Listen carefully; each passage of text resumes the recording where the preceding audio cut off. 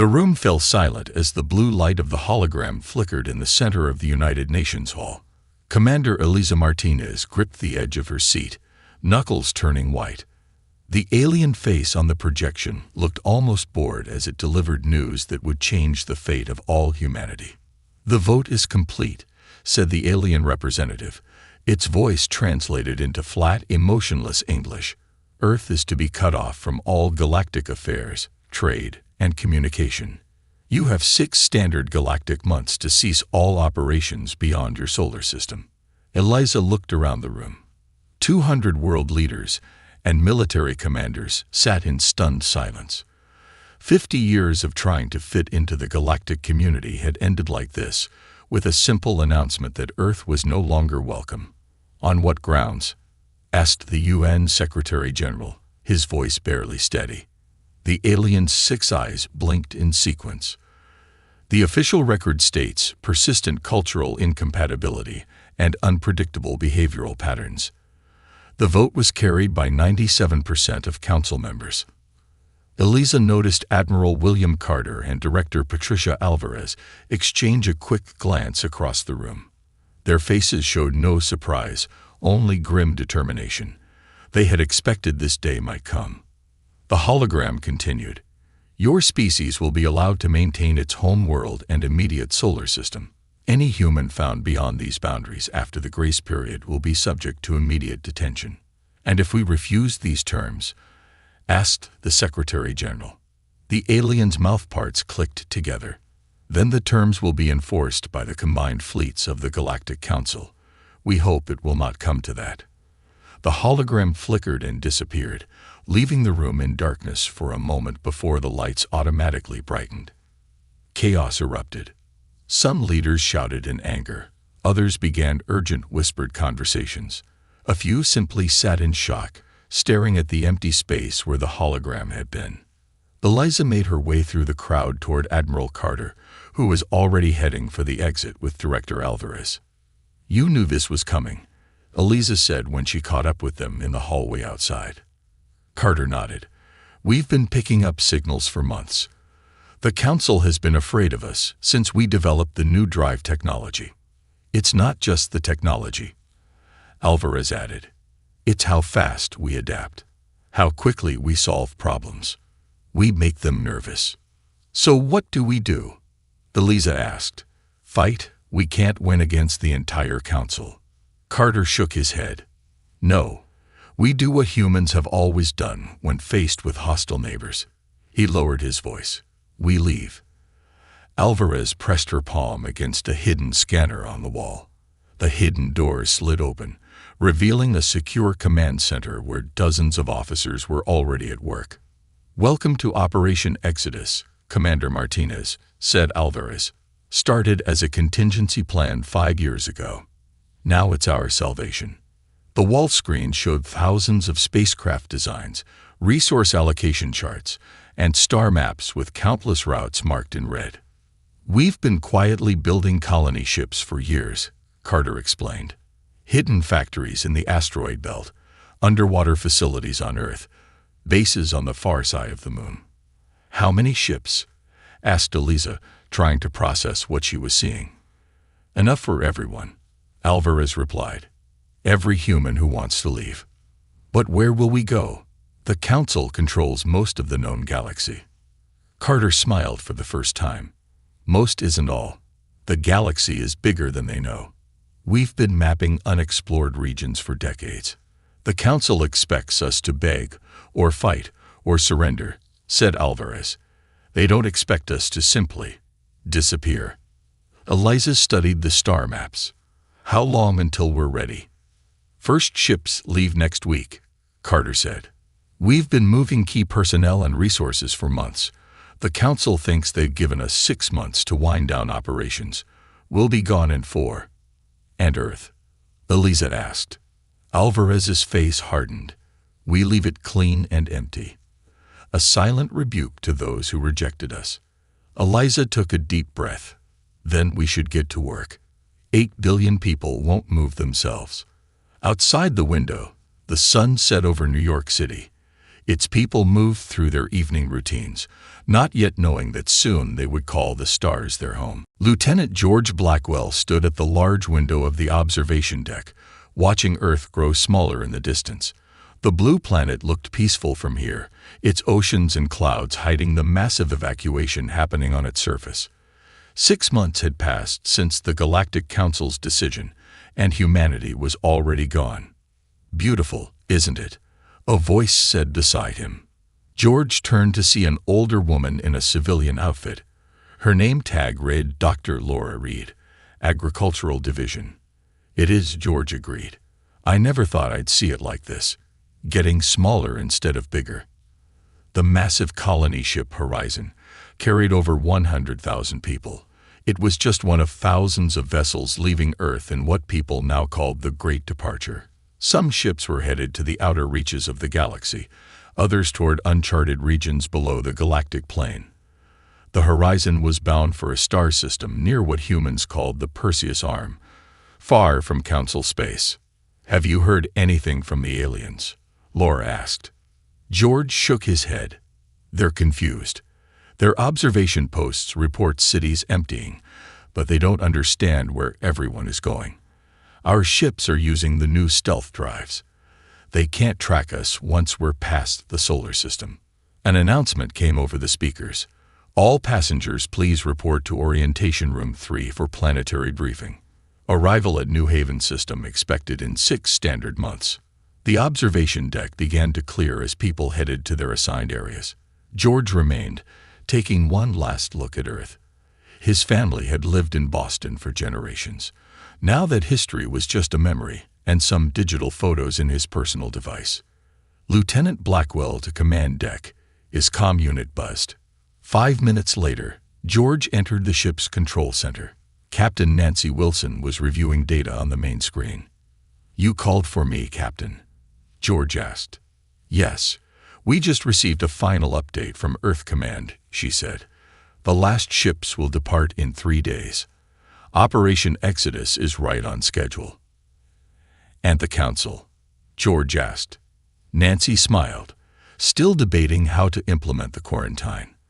They formed 3 separate committees to discuss enforcement protocols. "They have no idea we're already gone." The door opened, and Chief Engineer Frank Porter entered with a tablet in his hand. His expression was serious. "Captain, all ship systems are running at optimal levels, but I have a concern about our long-term supplies," he said. "What's the problem?" Nancy asked. "Nothing yet," Frank replied. "But according to these calculations, we'll need to stop for resources before we reach New Haven. There's a small star system here." He pointed to a spot on the star chart. "Uninhabited, but rich in minerals we'll need." Nancy studied the chart. "How long would a stop there delay us?" 2 weeks at most," Frank said, "but we'd be fully supplied for the rest of the journey." Nancy nodded. "Make the necessary course adjustments. I'll inform the passengers of the slight delay." George looked at the massive display showing all known human ships. Thousands of tiny dots spread out in all directions from Earth, like seeds scattered by a farmer. "It's amazing," George said quietly. "In just 6 months, we've moved almost the entire human race." Nancy's face grew serious. "The Council thought they were punishing us by cutting us off from their precious galactic community. Instead, they freed us to forge our own path. Do you think they'll try to stop us when they realize what's happening?" George asked. "By the time they figure it out, it will be too late," Nancy replied. "Besides, they voted to keep us away from them. We're just being very thorough about it."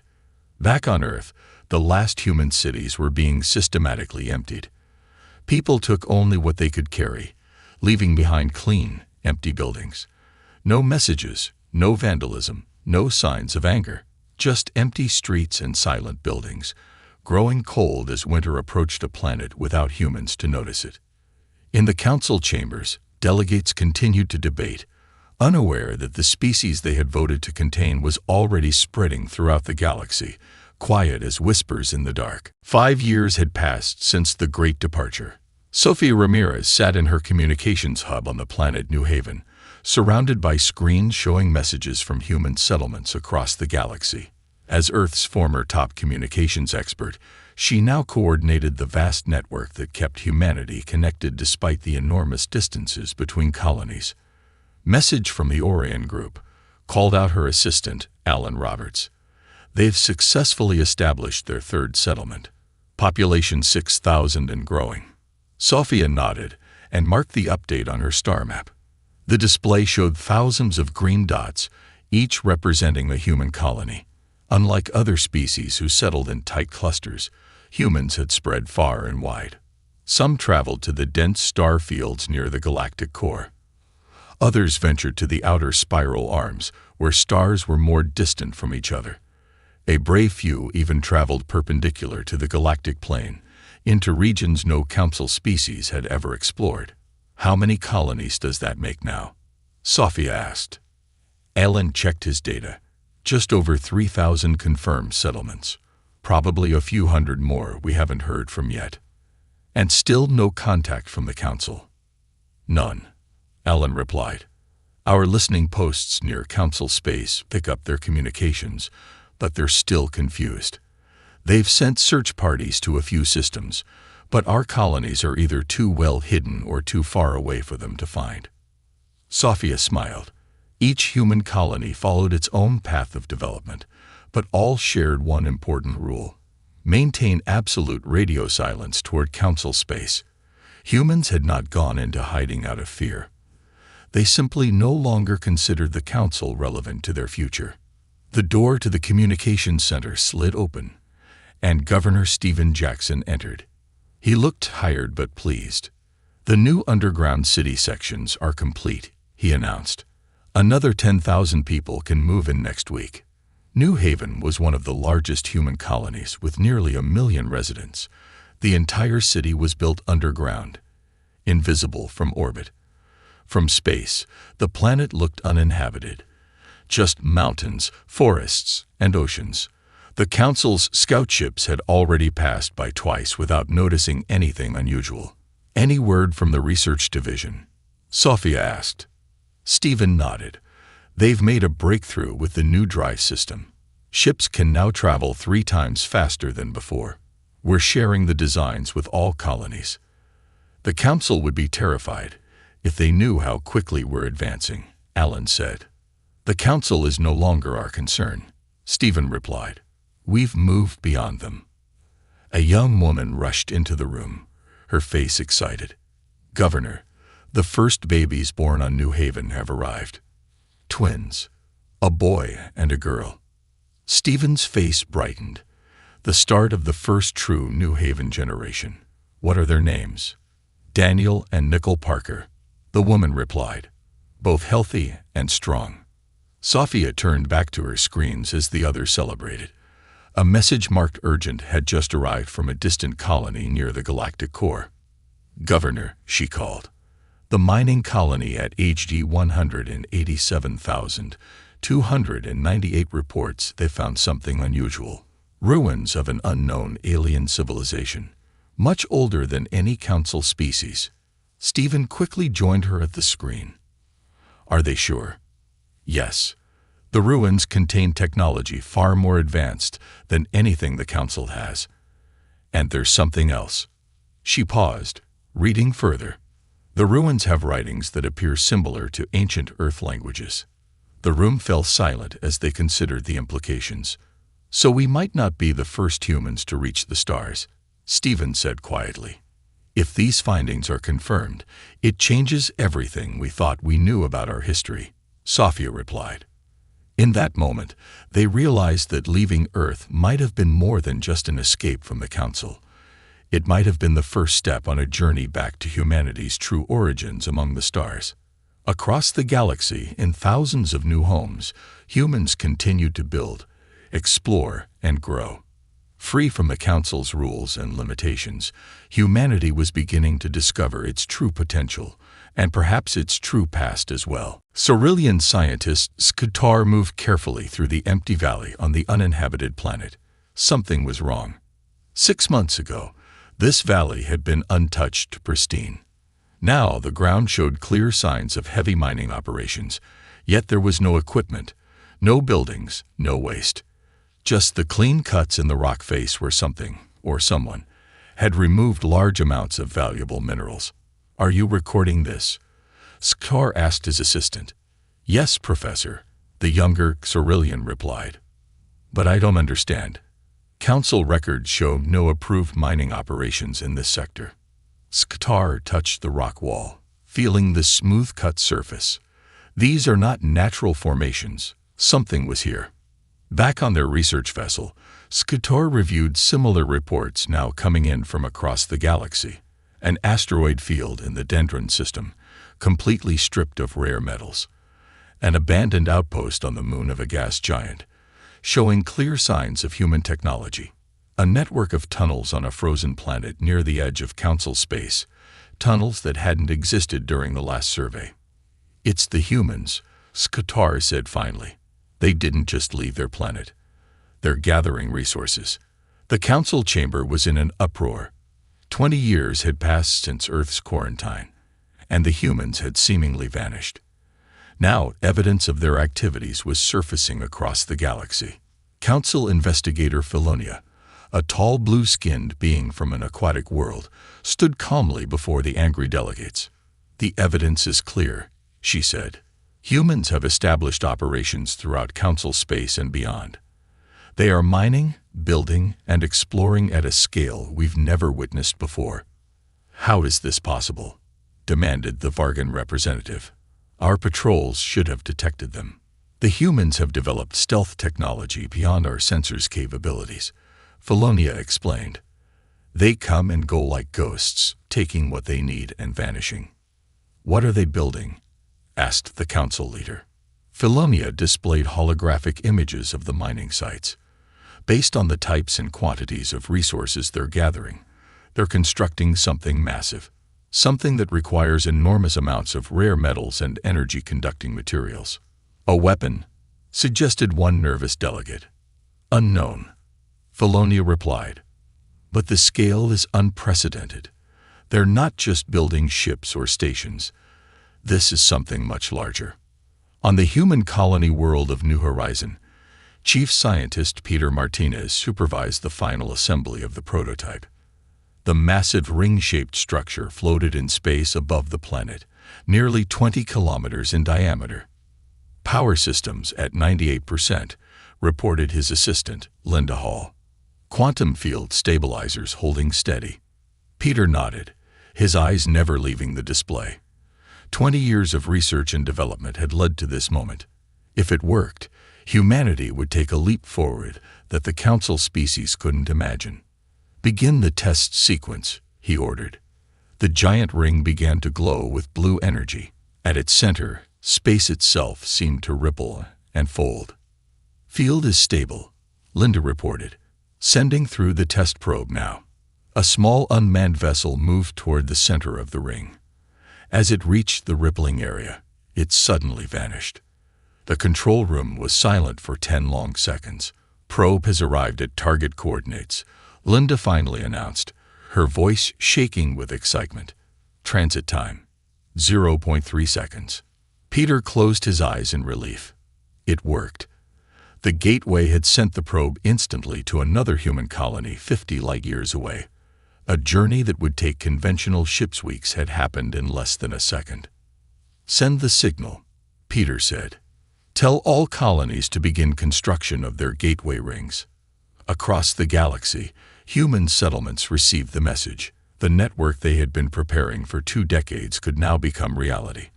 While the Council worried about what humans might be building, humanity had already created something that would make them independent of the traditional space lanes forever. A transportation network that would connect all human worlds instantly, regardless of distance. The Council had forced humanity to leave. Now, humans would never need to come back. The unmarked ship entered Council space quietly, following all proper protocols. Its simple design gave no hint of its origins, but the Council border patrol still approached with caution. No unregistered vessels were allowed in this sector, especially not approaching the sacred space of the Galactic Assembly. "Unknown vessel," Identify yourself and state your purpose," the patrol captain demanded over the communication channel. A calm, elderly human voice responded. "This is John Russell, former diplomat of Earth. I request an audience with the Galactic Assembly." Alarms sounded throughout the council station. In 30 years, no human had officially entered council space. The appearance of one now, especially a diplomat, caused immediate panic among some species and cautious curiosity among others. 6 hours later, John Russell stood in the center of the Galactic Assembly chamber. His hair was white now, his face lined with age, but he stood straight and dignified. He was one of the few humans alive who remembered Earth as home. "Members of the Assembly," John began, "I come not to protest our banishment, nor to request its reversal. I come with an invitation." Murmurs spread through the chamber. This was not what they had expected. 30 years ago, you voted to remove humanity from galactic affairs. We accepted your decision and departed. Now, I represent the Terran Diaspora, a coalition of human worlds and settlements across the galaxy. John activated a small device. A holographic map appeared, showing thousands of points of light scattered across the galactic image. "These are current human settlements," he explained. "But we are not alone. We have encountered other species beyond council borders, species who either left the council voluntarily or were never invited to join." The map changed, showing different colored lights mixed with the human settlements. "Together, we have formed a new association of worlds. Not a governing body like your council, but a loose federation based on principles of non-interference and mutual defense." The assembly leader, a tall insectoid being, leaned forward. "Are you declaring opposition to the council, human?" John shook his head. "No. We have no interest in conflict. I am here simply to provide information. Several former council races have already chosen to join our federation. Others have opened diplomatic channels. I leave these coordinates for any who wish to establish relations with us." He placed a small data crystal on the platform before him. "That is all. We respect your borders and ask only the same in return." As John turned to leave, a Vargan delegate called out, "Wait. What do you call this federation of yours?" John paused and smiled slightly. "We simply call it the Diaspora, a gathering of the scattered." On his ship, preparing to depart council space, John met with his aide, a young diplomat named Kevin Grant. "Do you think they'll follow us?" Kevin asked. John looked at the tracking system. 3 council ships were already preparing to follow his vessel back to the coordinates he had provided. Of course, curiosity is universal. They'll expect to find a struggling group of human colonies, still bitter about their banishment. What they'll actually discover will change everything they think they know about us. Kevin checked the ship's communication system. "We've received confirmation. The gateway is ready for our return. Should we use it?" John considered for a moment, then nodded. "Yes, let them see what we've built." It's time they understood that humanity never needed their permission to thrive among the stars. As the council observation ships watched from a distance, John's vessel approached what appeared to be empty space. Suddenly, a massive ring structure shimmered into visibility, its edges glowing with blue energy. The center of the ring rippled like water, and John's ship moved toward it. In an instant, the human vessel vanished. The council observers frantically checked their instruments. The ship was simply gone. No energy signature, no warp trail, nothing to indicate where it had gone or how. One of the stunned council captains broke the silence. "Follow them." The lead ship hesitated, then moved forward into the unknown.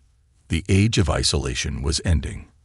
For better or worse, humanity and the council were about to reconnect on very different terms than before. The council investigation team stepped off their ship onto what appeared to be a normal landing platform. Captain Jorel, the team leader, had expected to find a small collection of struggling human colonies. Instead, they had emerged from the gateway into a massive space station orbiting a blue-green planet. Dozens of ships of various designs moved smoothly through the space around them. "Welcome to New Alexandria," said a human woman who waited at the edge of the platform. "I'm Security Officer Lisa Henderson. I'll be your guide during your visit." Jor-El and his team followed her into a large, bright corridor, filled with beings of different species. Some were council races, but others were completely unknown to the investigators. "This station serves as a hub for 37 nearby systems," Lisa explained. "Most are human colonies, but 12 belong to our partner species. 37 systems connected to just this hub," asked Jor-El's science officer in disbelief. Lisa nodded. "This is one of our smaller hubs. The central nexus connects over 200 systems directly." She led them to an observation deck overlooking the planet below. Cities gleamed along coastlines and river valleys, their designs unlike any council architecture. "That's New Alexandria Prime," Lisa said. "Population 8 million. Established 25 years ago." "How is this possible?" Jor-El asked. "Your people left Earth with nothing but colony ships." Lisa smiled. "Not nothing. We left with our minds, our determination, and our freedom from council restrictions." She activated a wall display showing a map of what the humans called the diaspora network. Thousands of systems were connected by lines representing the gateway system. "The truth is, Captain Jor-El, humanity never intended to join the galactic community as subordinates. We were exploring space long before the Council found us." "What do you mean?" "Earth had just achieved basic spaceflight when the Council made contact," said one of Jor-El's team. "Official Earth governments, yes," Lisa confirmed, "but certain human groups had already been traveling the stars for generations. The Council contact merely accelerated our plans." Jor-El's team exchanged concerned looks. This contradicted everything in the Council records. Lisa continued, "When the Council voted to banish us, they actually did us a favor. Instead of fighting Council bureaucracy, we focused on building something new." She led them to a transportation hub where people stepped onto platforms and vanished instantly. "Our gateway technology makes Council hyperspace lanes obsolete. While your fastest ships take weeks to cross the galaxy, we can do it in seconds." "Why are you showing us this?" Jor-El asked suspiciously. "Aren't you worried we'll report back to the Council?" "We're counting on it," Lisa replied. "The time for secrecy is ending. We want the Council to understand what we've built." She took them to a diplomatic center where representatives from dozens of species discussed trade agreements and scientific exchanges. "The real reason humans spread so far and thin wasn't from fear," Lisa explained. "It was strategy. We established connection points across the galaxy, creating a transportation network that unites worlds the Council never reached or neglected." "Is this a challenge to Council authority?" Jor-El asked directly. Lisa shook her head. "Not a challenge, an alternative. The galaxy is vast enough for different approaches to coexist." As their tour concluded, Jor-El realized the full implications of what he'd seen. Humanity hadn't been weakened by their banishment. They had used it to build something unprecedented. "Your Council thought they were containing a problem," Lisa said as they prepared to depart. "Instead, they freed us to pursue our own vision of galactic society, one without the hierarchies and restrictions that limit Council space." Jor-El looked at the data his team had collected. It would shock the Assembly. The humans they had dismissed as troublemakers had created a thriving network that already included several former Council worlds. "When you return," Lisa said, "tell your leaders this. We didn't leave the galactic community. We're building a better one." As Jor-El's ship entered the gateway for the return journey, he wondered if the Council would understand what was happening before it was too late.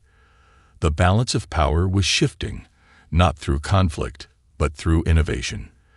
The species they had banished had reshaped the stars while they weren't looking. The emergency alarms echoed through the Council Assembly chamber. 50 years had passed since Earth had been emptied, and now the Council faced its first true existential threat. The holographic displays showed scenes of destruction from across Council space. Strange crystalline ships moved through settled systems, consuming entire worlds. These silicon-based entities had emerged from deep space 6 months ago, and Council defenses were crumbling before them.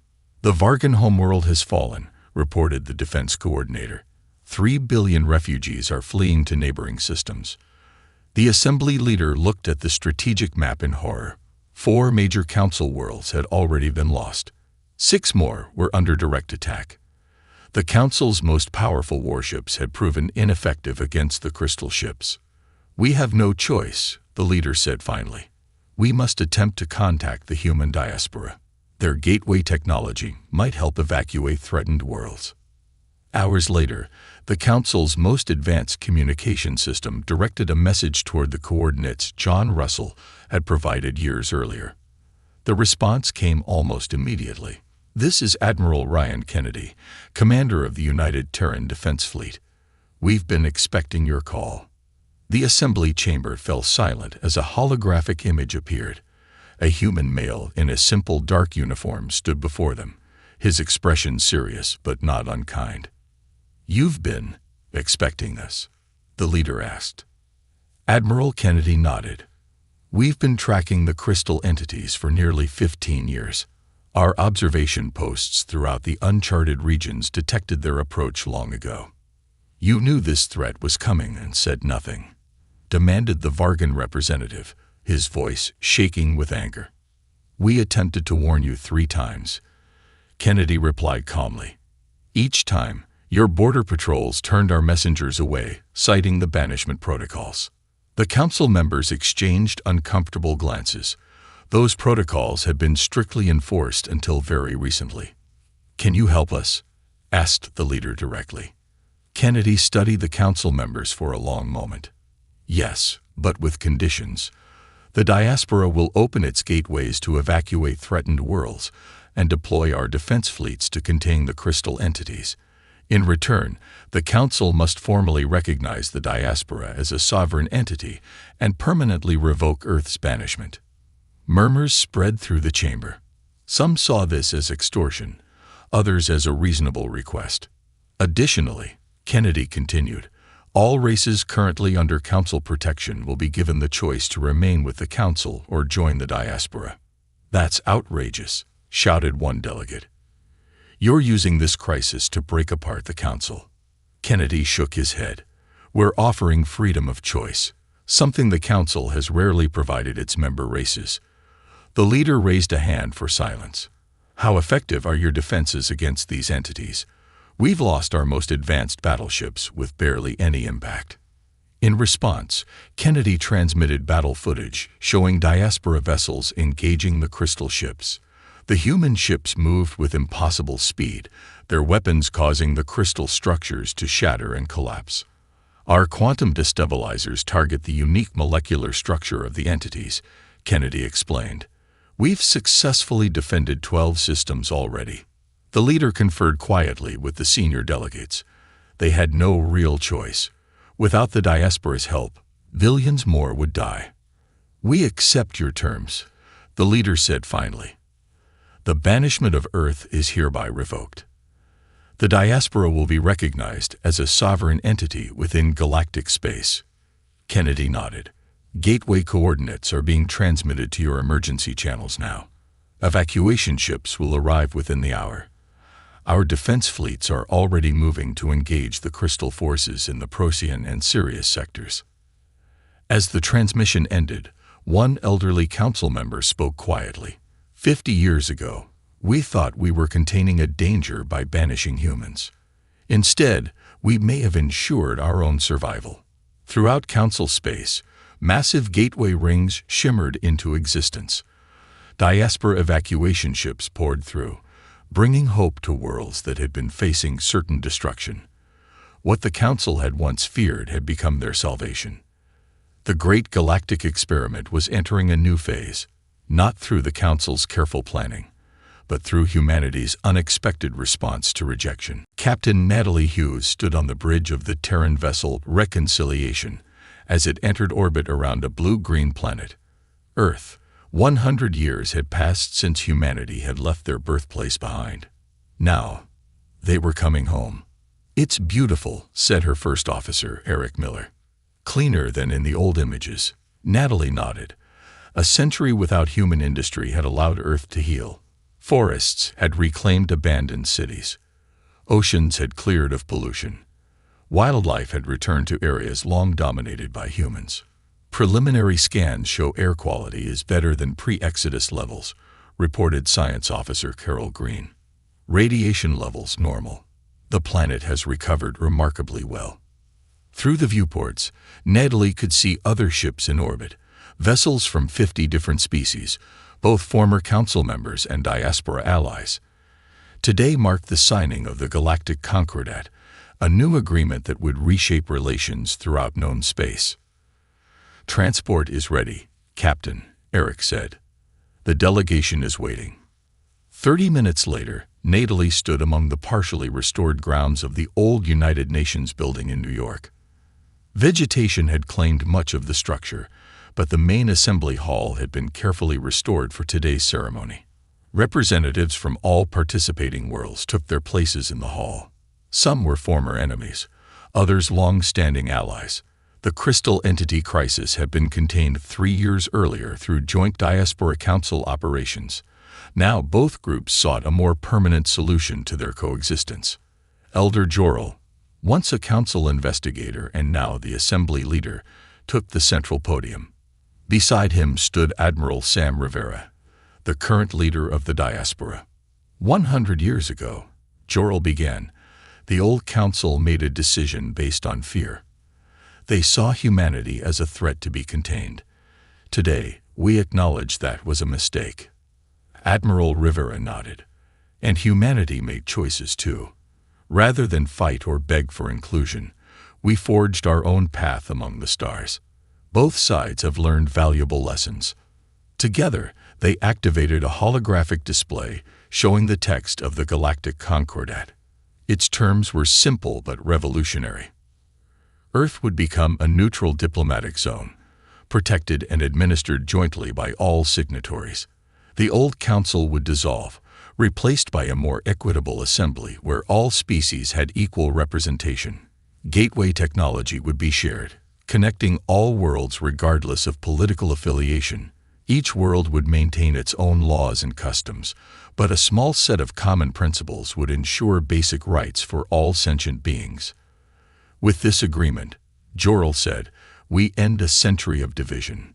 One by one, the representatives approached to add their signatures or equivalent marks to the document. Some did so eagerly, others with reluctance, but all recognized the necessity of the moment. As the ceremony concluded, Natalie walked through the grounds with an elderly human diplomat named Daniel Parker, one of the first children born on New Haven after the Exodus. "Did you ever think you'd see Earth?" Natalie asked. Daniel smiled. "I never expected to stand on the homeworld. My parents told me stories, but seeing it for myself." He paused, touching the bark of an oak tree that had grown through what was once a concrete plaza. "It feels like completing a circle." Near the entrance to the grounds, workers were installing a simple monument, a plaque of polished stone bearing the words that had become humanity's unofficial motto during the Exodus. "We didn't wait to be asked twice." "What happens now?" Natalie asked. "Now we build something better," Daniel replied. "Not just for humans, but for all species. The galaxy thought getting rid of us would solve their problems. Instead, it forced everyone to find a better way forward." In orbit above them, ships from across the galaxy moved in peaceful patterns. Some headed back to their homeworlds through the new Gateway network. Others arrived, bringing more representatives and observers to witness this historic moment. The stars had once seemed a barrier, then a refuge, and now they were becoming a shared home. The story that began with rejection was ending with something no one had expected. A true community of worlds, built not on dominance, but on respect for difference, and a commitment to mutual progress. Humanity had been cast out. They returned not as conquerors, but as architects of a new galactic order. John Miller stood at the viewing window of the massive Galactic Council chamber. His eyes were tired. For 6 hours, he had listened to the council members talk and talk while doing nothing. Earth had sent him here to speak for all humans. Right now, he felt like he was wasting his time. The council chamber was huge. Hundreds of alien species sat in rising seats that went up so high John had to strain his neck to see the top rows. Some aliens looked almost human. Others were so strange that John still felt surprise when he saw them, even after 3 years as Earth's ambassador. The Vorax ambassador was speaking now. He was tall and gray with 4 arms and sharp teeth that showed when he talked. His voice was smooth, but his words were not. "The Outer Rim planets must accept Vorax protection," he said. "Those who refuse are making a hostile choice." John knew what Vorax protection really meant. The Vorax Empire was taking over planets one by one. They came with warships, demanded control, and called it protection. Already 12 planets had fallen under their rule. John pressed the button to speak. The council leader, a blue-skinned alien named Zor, nodded to him. "Earth has brought evidence of Vorax attacks on 3 peaceful worlds," John said. His voice was calm but firm. "We have recordings of Vorax ships firing on civilian centers. We have survivors who can tell what happened.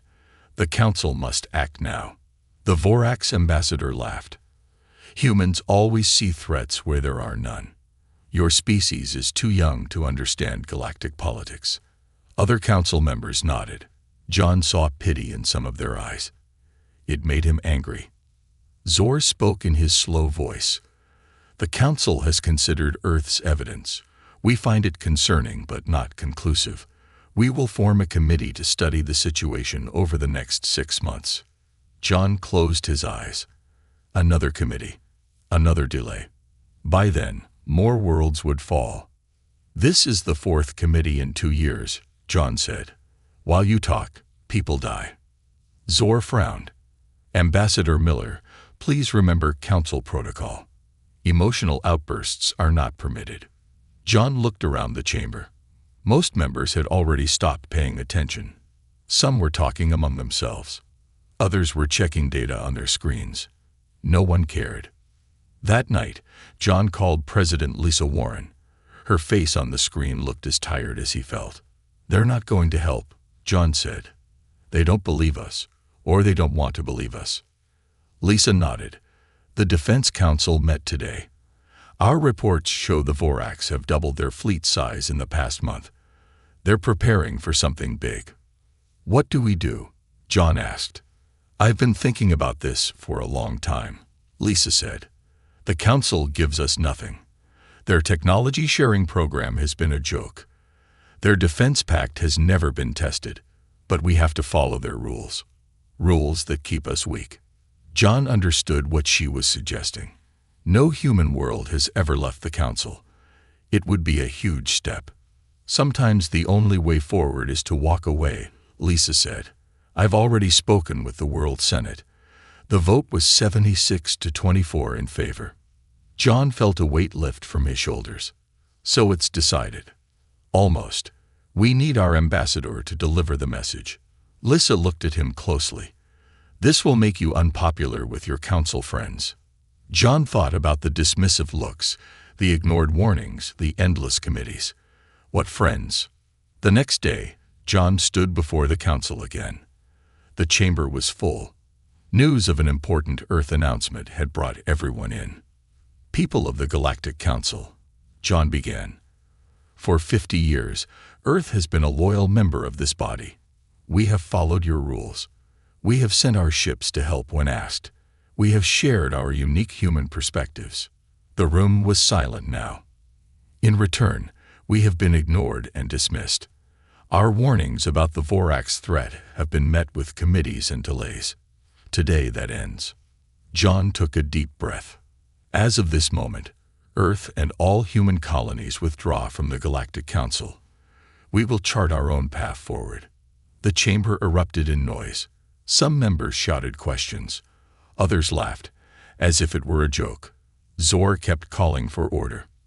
The Vorax ambassador simply smiled, showing all his sharp teeth. John turned and walked out of the chamber. He did not look back. 6 months passed since Earth left the Galactic Council. The Council had expected humans to come back within weeks. begging to rejoin. They were wrong. Captain Samantha Brooks stood on the bridge of the Defiant, Earth's newest and most powerful ship. Without Council restrictions, human engineers had added weapons and shields that would have been forbidden before.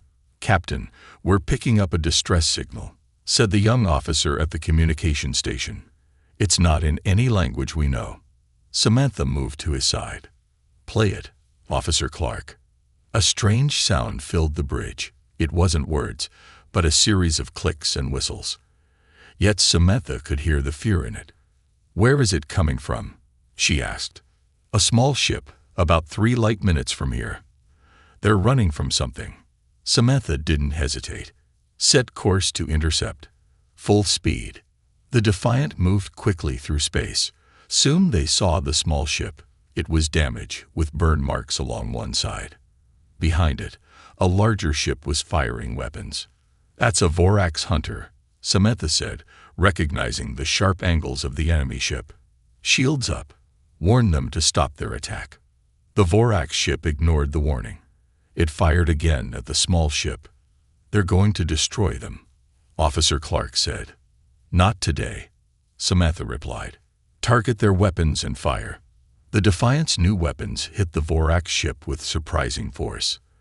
The Vorax stopped firing, clearly surprised by the power of the human ship. "They're turning to face us," the weapons officer said. "Hold position," Samantha ordered. "Let them see what they're dealing with." The Vorax ship seemed to consider the situation. Then it turned and moved away quickly. "They're running," someone said, and the bridge crew cheered. Samantha smiled but stayed focused. "Bring the damaged ship into our docking bay. Let's meet our new friends." An hour later, Samantha stood in the docking bay looking at the strangest aliens she had ever seen. They were about the size of small humans, but covered in blue-green scales. They had large eyes and moved with quick, bird-like motions. One stepped forward. It held up a small device that translated its clicks and whistles. "We are Raxus," the translator said in a flat voice. "You saved us from death. The Vorax hunt us everywhere." "Why are they hunting you?" Samantha asked. "We refuse to be slaves. Our homeworld was taken. We are the last free Raxus." Samantha felt anger rise inside her. This was exactly what Earth had warned the Council about. "You are safe now," she said. "Earth stands against the Vorax." The Raxus made a sound the translator couldn't catch. It might have been relief. Back on Earth, Defense Secretary Alan Wright walked through a busy laboratory. Scientists and engineers worked on new ships and weapons. Without Council rules holding them back, human technology was advancing quickly. Alan's assistant ran up to him. "Sir, we've received a message from the Galactic Council." Alan raised an eyebrow. "What do they want?" "They've sent a diplomat named Zixtal. They want Earth to rejoin the Council." Alan laughed. "Now they want us back. Let me guess. They're still doing nothing about the Vorax." "That's just it, sir," the assistant said, her face serious. "The Vorax have attacked a Council world. It's the first direct attack on a major Council member." Ellen stopped walking. "Which world?" "Thalassa, the Council's science center. Early reports say it fell in less than a day." Ellen closed his eyes for a moment. Thousands of lives lost. A planet full of knowledge and history gone. "Tell President Warren I'm on my way," he said, "and prepare a full briefing on Thalassa's defenses. I want to know exactly how they fell." As he hurried to the president's office, Alan thought about John Miller's warnings to the Council. Humans had seen this coming. They had tried to prevent it. Now the storm was breaking, just as they predicted. And somehow, humanity would need to weather it. The Council diplomat Zixtal sat across from President Lisa Warren in the Earth White House. His 6 eyes blinked nervously. 3 weeks had passed since the fall of Thalassa, and reports of Vorax attacks came in daily. "The Council admits it was wrong," Zixtal said. His translator turned his gurgling speech into flat English. "We should have listened to Earth's warnings." Lisa's face stayed calm, but inside she felt a mix of anger and sadness. So many lives could have been saved if the council had just listened. "We appreciate your honesty," she said, "but it comes very late. The council asks Earth to return. With your military strength, we could push back the Vorax." John Miller, who stood near the wall, stepped forward. "Return under what terms? Would Earth have a real voice this time?" Zixtal's skin changed from blue to a worried purple. "The council structure remains the same, but I assure you, Earth would be heard." Lisa and John exchanged looks. Nothing had really changed. "I'll discuss this with Earth's leaders," Lisa said, "but I won't make promises." After Zixtal left, Lisa called an emergency meeting. Kevin Morris, Earth's top military advisor, brought the latest reports. "It's worse than we thought," Kevin said, placing a tablet on the table. "The Vorax have taken 4 more council worlds since Thalassa. Their ships outnumber the council fleet 3-1. "And what about us?" Lisa asked. "Could Earth stand against them?" Kevin took a deep breath. "Our new ships are good. Maybe the best in the galaxy now. But we have too few. If the Vorax turned all their forces on us..." He didn't need to finish. Everyone knew what it meant. "We have 2 choices," Lisa said. "Rejoin the council and follow their rules, or stay independent and find our own path. If we rejoin, we'll be bound by their restrictions again," John pointed out. "Our best weapons would be forbidden. Our ships would be under council command." "But we'd have allies," someone said. Kevin laughed without humor. "Allies who can't fight. The council worlds have been at peace so long they've forgotten how." Lisa stood up and walked to the window. Outside, she could see the Washington Monument reaching up to the sky. Humans had always looked up, always reached for more. "We stay independent," she decided, "but we offer help to the council worlds. Humanitarian aid, refugee support, and military advice if they want it." In space, the battle for Nexus Prime was already lost. The Vorax ships surrounded the planet. On the surface, millions of people from dozens of species tried to escape. Captain Samantha Brooks and the Defiant arrived too late to stop the invasion. But they weren't too late to save lives. "There are civilian ships trying to leave the planet," Officer Clark reported. "The Vorax are firing on them." Samantha gripped her chair arms. "How many ships?" "Dozens, maybe 100. They're packed with refugees." Samantha knew the Defiant couldn't fight the entire Vorax fleet, but they could create a chance for those ships to escape. "Send a message to all civilian vessels," she ordered. "Tell them to form up behind us. We'll cover their retreat." The Defiant moved between the fleeing ships and the Vorax attackers. Its new shields glowed as they absorbed enemy fire. "Shields at 60%, the engineer reported. "Hold position," Samantha said. "Are the civilian ships clear?" "Almost. 2 minutes more." The bridge shook as another hit struck home.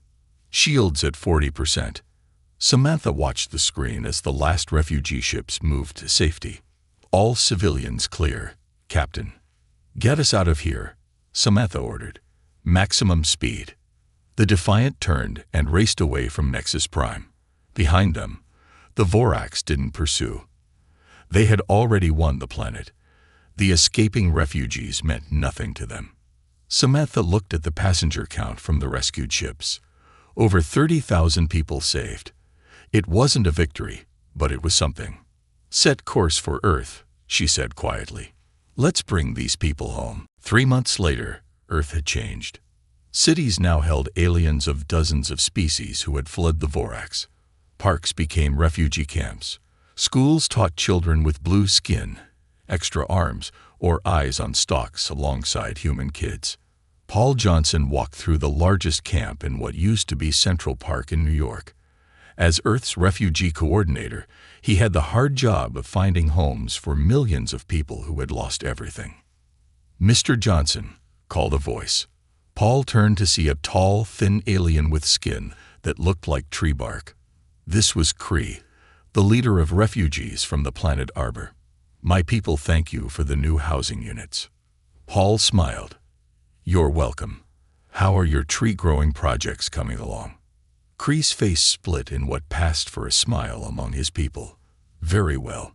The seedlings take to earth soil better than we hoped. In 50 years, they will be as tall as your buildings. Paul liked this about the Arboreans. Even after losing their world, they thought in terms of decades and centuries. They planted for a future they might not see. In her lab across the country, Dr. Olivia Pierce worked with screens showing star maps and ship movements. Red dots showed Vorax ships. There were hundreds of them now. The pattern is clear, Olivia said to her team. They attack worlds with the most resources first, then move on to the next richest target. Can you predict where they'll go next? Asked her assistant. Olivia nodded. I've created a program that calculates the most likely targets based on resources, defenses, and location. She pressed a button, and several stars lit up yellow on the map. These are the next likely targets. We should warn them, someone said. We already are, Olivia replied. But many won't listen. They still don't trust humans. A message alert sounded. Olivia opened it and read quickly, her face going pale. The Galactic Council has officially dissolved, she announced. After the fall of their fifth core world, the remaining members voted to end the council. The room went quiet. For thousands of years, the Galactic Council had been the center of civilization in this part of the galaxy. Now it was gone. On the edge of human space, Admiral Eric Davidson received the same news aboard his flagship. He was meeting with captains from Earth's growing fleet. With the Council gone, many of its former members are asking to join our alliance, Eric told the group. We'll soon have ships from 20 different worlds under our command. Will they follow human officers? Asked the captain. They're asking to, Eric said. Our ships are the only ones that have successfully driven off Vorax attacks. Our technology is now the most advanced in this part of space. About that technology, said another voice. Everyone turned to see John Miller enter the room. The former ambassador now served as liaison between Earth's government and its military. We're ready to deploy the Aegis Protocol, John announced. The room buzzed with excitement. The Aegis Protocol was Earth's secret weapon, developed during the months since leaving the Council. It was a defensive system unlike anything seen before. How soon? Eric asked. The first units are being installed on your ships now, John replied. By next week, every major human settlement will be protected. Eric smiled. It was the first real hope they'd had. Later that night, Eric stood at the window of his quarters, looking out at the stars. A soft chime announced a visitor. It was Captain Samantha Brooks. The Defiant is ready, she reported. Aegis is online and functioning perfectly. Eric nodded. Good. We'll test it soon enough. He turned to face her. How are your refugee passengers settling in? Better than expected. Some have even asked to join our cruise. Samantha paused. They say humans are the only ones who try to save them, not just themselves. Eric looked back at the stars. Humanity has always been stubborn. We don't give up, even when we should. Is that why we'll win? Samantha asked. Eric didn't answer right away. It's why we'll fight, he said finally. Winning, that's still to be determined. But for the first time in months, winning seemed possible. The Vorax fleet appeared near the human colony of New Hope. 50 warships, their hulls black against the stars. They had destroyed every world they found. New Hope would be next. Admiral Eric Davidson watched from the bridge of his command ship. 10 human vessels faced the Vorax fleet. It seemed like a hopeless fight. All ships report Aegis systems ready, his officer said. Eric nodded. Begin the countdown. Tell all ships to hold position. The Vorax ships moved closer. They fired their weapons. Bright beams of energy shot toward the human ships. Then something strange happened. The beams hit an invisible wall and stopped. A blue glow appeared where the weapons hit, spreading like ripples in water. The human ships remained untouched. "Aegis is working," someone said. Cheers filled the bridge. The Vorax fired again and again. Nothing got through. After an hour, they stopped firing. "They're sending a message," the communication officer said. "Let's hear it," Eric ordered. A harsh voice filled the bridge. "Human ships, your defense is impressive but temporary. We will bring more ships. We will break your shield. Surrender now and join the Vorax Empire as servants." Eric smiled. "Send our reply." The officer pressed some buttons, then nodded. Eric spoke clearly. "Vorax fleet, this is Admiral Eric Davidson of Earth. You have killed millions. You have destroyed worlds. There will be no surrender. Instead, let me show you what happens when you threaten humans." He turned to his weapons officer. "Fire all weapons." The human ships fired together. Their weapons passed through the Aegis shield from the inside and hit the Vorax ships. 3 enemy vessels exploded immediately. 2 more spun away, damaged badly. The Vorax had expected an easy victory. They found themselves in a real fight. After losing 12 ships, they retreated. It was the first major defeat for the Vorax. News spread quickly through the galaxy. Humans had done what no one else could. They had stopped the Vorax.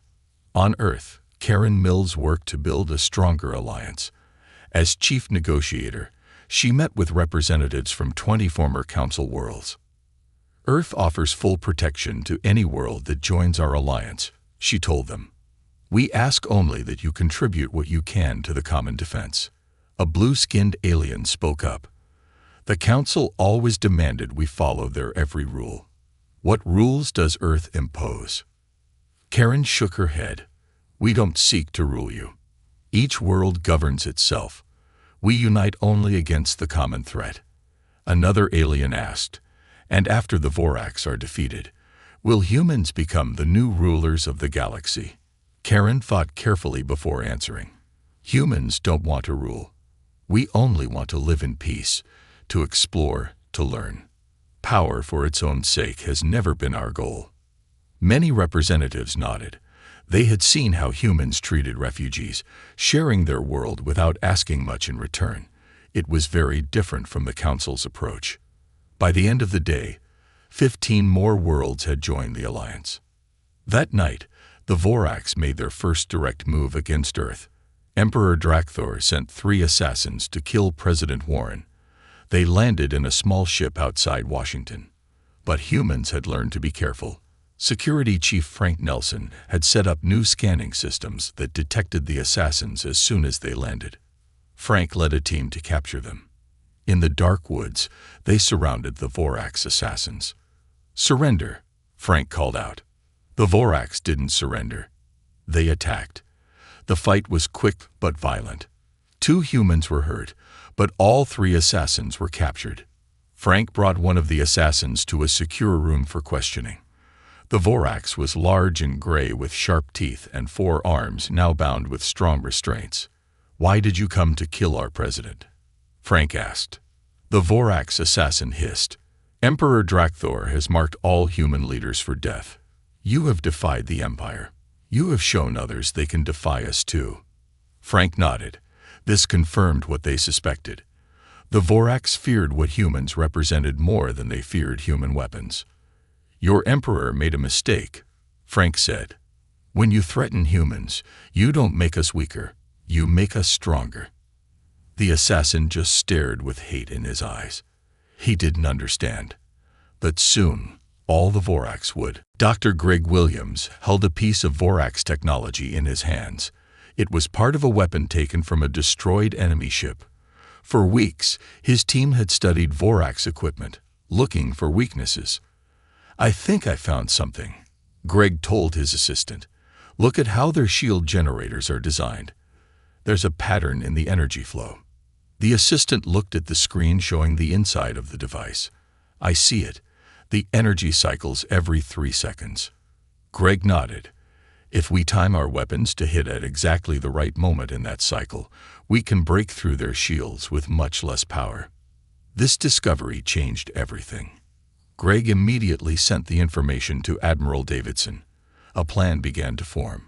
If humans could break Vorax shields more easily, they could attack instead of just defending.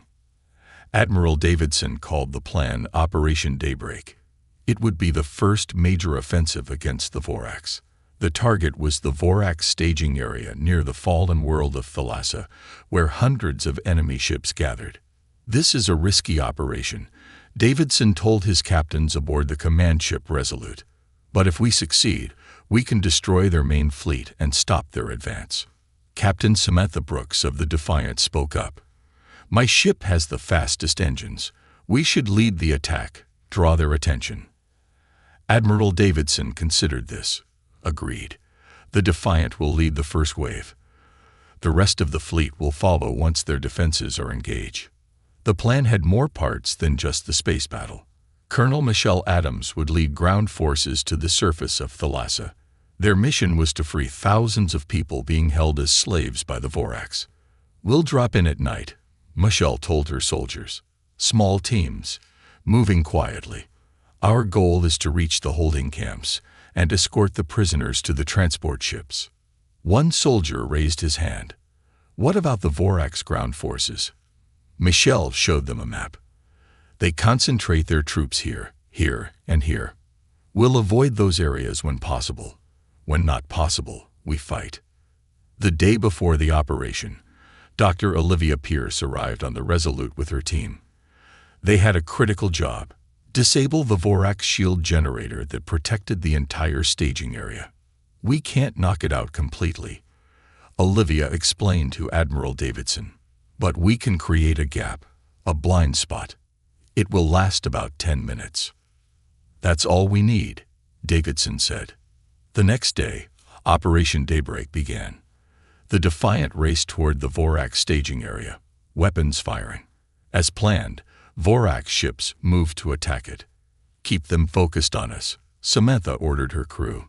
The Defiant spun and turned, staying just out of reach while drawing more enemy ships away from their positions. Meanwhile, Olivia's team worked frantically to create the gap in the enemy shields. Almost there, she said, fingers moving quickly over her controls. Just need to match the frequency perfectly. On Thalassa's surface, Michelle and her soldiers moved through darkness toward the prison camps. They encountered a Vorax patrol and had to fight. The noise alerted others. Move faster, Michelle told her team. We've lost the element of surprise. Back in space, Olivia succeeded. We have a gap. 10 minutes, starting now. Admiral Davidson gave the order. All ships, attack formation. Target the shipyards first, then their command vessels. The human fleet surged forward through the gap in the shields. They caught the Vorax by surprise. 20 enemy ships were destroyed before they could even raise their own shields. On the Resolute's bridge, a communication specialist named Ryan Turner made an important discovery. He had been monitoring Vorax transmissions. Admiral, I've broken their encryption, Ryan said excitedly. I can read their battle orders. They're calling all ships back to defend the staging area. This was valuable information. It meant other Vorax attack groups were being pulled away from their targets. The battle raged for hours. Human ships used Greg's discovery to break through Vorax shields at their weakest point. The enemy lost ship after ship. On Thalassa, Michelle's team reached the prison camps and began freeing people. We have transport ships coming, she told the prisoners. Earth has not forgotten you.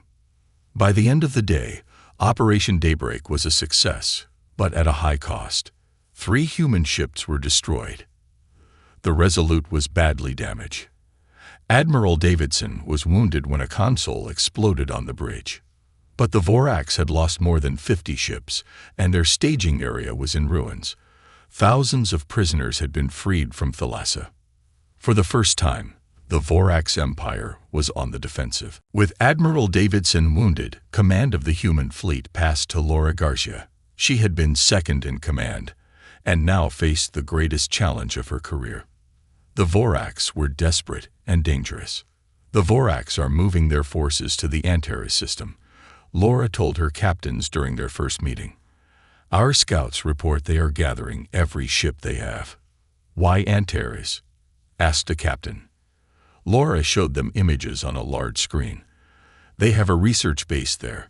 Our intelligence suggests they are preparing to use a weapon unlike anything we've seen before.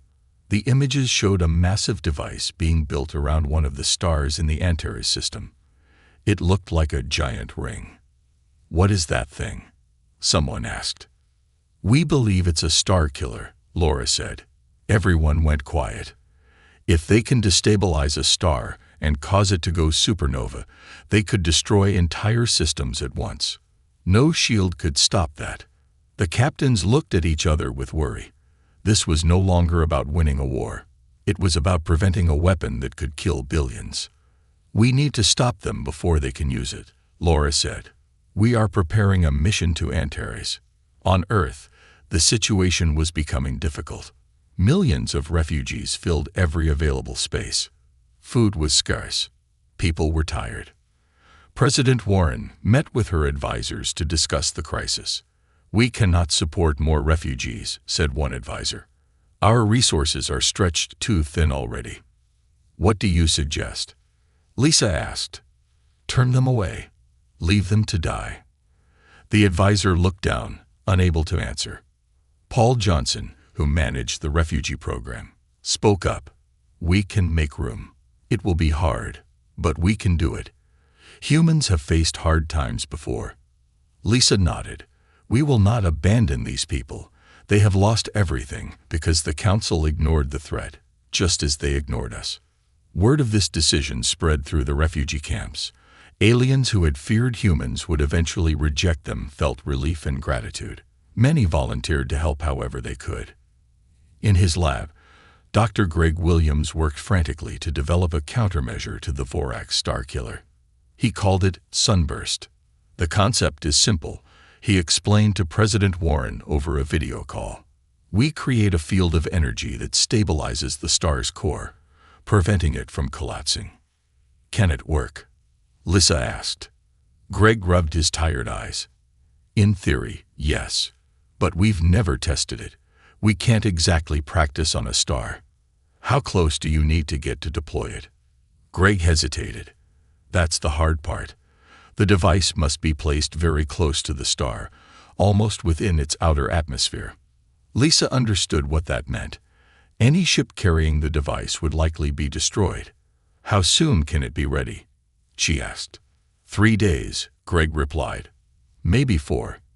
Do it in 2, Lisa said. The fleet leaves for Antares tomorrow. As preparations continued, the Vorax made another move. They sent a message to all worlds in the human alliance. Emperor Drakthor himself appeared on screens across the galaxy. People of the galaxy, he said, his sharp teeth showing as he spoke. The Vorax Empire offers peace. Surrender now, accept our rule, and you will live. Resist, and you will witness power beyond imagination. The humans cannot protect you. Laura Garcia watched the message with her officers. They're scared, she said. They wouldn't offer peace if they weren't afraid of what we might do. Her officers nodded, but they also knew the threat was real. If the Vorax completed their Starkiller, no one would be safe. 2 days later, the human fleet gathered near Antares. Over 200 ships, the largest force humans had ever assembled in space. Many were not even military vessels but had been quickly armed for the coming battle. All ships report ready, said Laura's first officer. Laura took a deep breath. She looked at the screen showing the Vorax fleet. There were hundreds of enemy ships protecting the Starkiller device. This is Acting Admiral Laura Garcia. To all ships, she said. Today we fight not just for Earth, but for every free world. The Vorax would destroy stars to maintain their power. We will show them that humans, and our allies, will never bow to such tyranny. She paused, then gave the order that would begin the largest space battle in galactic history. All ships, advance. The Battle of Antares lasted 3 days. Space lit up with weapons fire. Ships exploded into clouds of debris. Both sides fought with everything they had. Laura Garcia's strategy worked better than anyone expected. Human ships used the weakness in Vorax shields to great effect. Allied forces from former Council worlds provided crucial support. They attacked from multiple directions, confusing the Vorax commanders. By the second day, humans had destroyed nearly half the Vorax fleet. But the Star Killer weapon was still being built. Workers continued even as the battle raged around them. "We need to get the Sunburst device to the star now," Laura told her officers. "The Vorax are almost ready to activate their weapon." The problem was the strong defenses around the Star Killer. No ship had been able to get close enough. "I'll take it," said Captain Samantha Brooks. Her ship, the Defiant, was the fastest in the fleet. "We can make a run straight through their lines while the rest of you keep them busy." Laura didn't like the plan. It was too dangerous, but they were running out of time and options. "Do it," she said finally, "but come back alive if you can." The Defiant took the Sunburst device and prepared for its mission. Greg Williams came aboard to make final adjustments. "Once you reach the star's outer atmosphere, activate this switch," he told Samantha. "Then get away as fast as possible." Samantha nodded. "How long do we have after activation?" "About 2 minutes," Greg said. "Not long, but the Defiant is fast." The moment came. The human fleet launched a massive attack on one side of the Vorax defenses. While the enemy was distracted, the Defiant raced toward the star from the opposite direction. "They've spotted us," called Samantha's first officer. 5 Vorax ships in pursuit. "Full speed," Samantha ordered. "Don't stop for anything." The Defiant pushed its engines beyond safe limits. The ship shook. Warning lights flashed. But they moved faster than any ship had ever gone. The Vorax ships fired at them. Most shots missed. One hit the Defiant's rear section. "Engine damage," reported the engineer. "We can make it to the drop point, but I'm not sure about getting away." Samantha made a quick decision. "Prepare the escape pods. Once we drop the device, everyone but the bridge crew evacuates." They reached the drop point. The star filled their view screen, massive and burning. The Sunburst device was released and activated. "All non-essential personnel to escape pods now," Samantha ordered. Most of the crew left. The Defiant turned and accelerated away from the star, damaged engines struggling. Across the battlefield, both human and Vorax forces watched as a brilliant blue light spread from the Sunburst device. It wrapped around the star like a net. The Star Killer weapon, nearly complete, began to break apart as the star's energy patterns stabilized. "It's working," Laura said, watching from her ship. "The star is stable. Their weapon is useless." The Vorax Emperor, watching from his command ship, knew he had lost. His ultimate weapon, which had cost huge resources to build, was destroyed. Half his fleet was gone. "Call back all ships," he ordered. "We retreat to our home system." But it was too late for the Emperor to escape. As Vorax ships tried to flee, a small human vessel approached the Emperor's command ship unnoticed. Security Chief Frank Nelson led a special team on a mission to capture Drakthor himself. They boarded the ship quietly, fighting their way to the command center. Frank faced the Emperor, who stood tall and angry. "You cannot defeat the Vorax," Drakthor said. "We have ruled for thousands of years." "That time is over," Frank replied. "Surrender now." Drakthor had no choice. His guards were dead. His weapon was destroyed. His fleet was retreating. 2 weeks later, representatives from hundreds of worlds gathered on Earth. It was the largest meeting of different species in history. President Lisa Warren addressed them from a simple stage. "The Vorax Empire has fallen," she announced. "Together, we have ended their threat. Now we must build something better than what came before." She outlined her vision for a new galactic federation. Unlike the old council, every world would have an equal voice. No species would rule over others. John Miller, who had once walked out of the council chamber, was appointed as the first Federation director. A memorial was built in Washington to honor all who died in the conflict. It bore words in dozens of languages, but the message was the same. "United in peace, we go forward together." 1 year later, Captain Samantha Brooks, who had survived the Battle of Antares, took command of a new ship. Its mission was to explore beyond known space. As they prepared to depart, Samantha looked at her crew of humans and aliens working side by side. "Set course for the stars," she ordered. "Let's see what's out there."